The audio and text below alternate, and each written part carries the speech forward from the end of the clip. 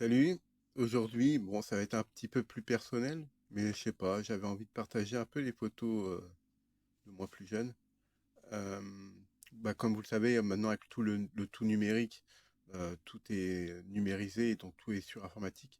Donc moi, ce que je conseille, c'est d'acheter les téléphones qui font des photos instantanées, comme je sais plus comment ça s'appelle.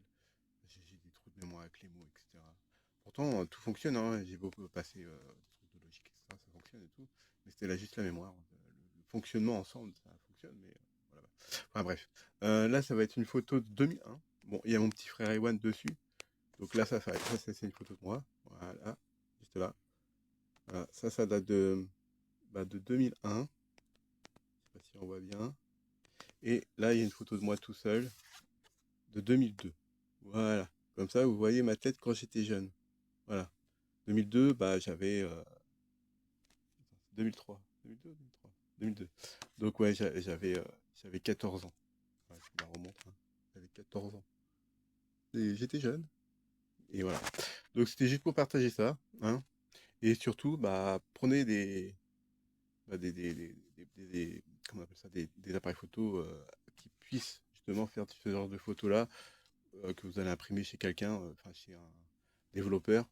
Déjà, ça permet de faire que le métier ne se perde pas.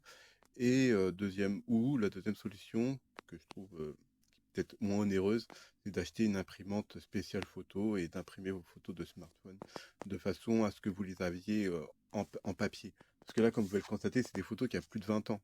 Donc, si vous faites ça sur des photos que vous faites avec votre smartphone, vous le mettez après sur papier photo.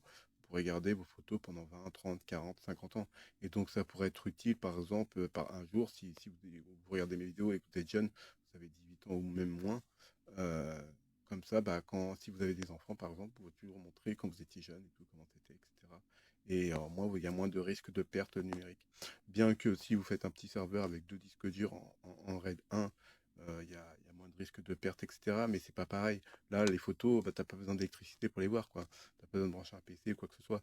T'as juste besoin d'une lumière ou même limite une bougie, quoi. Si on pousse le truc plus loin, quoi. Donc voilà. Je vous fais des poutous. Prenez soin de vous. Tchuss.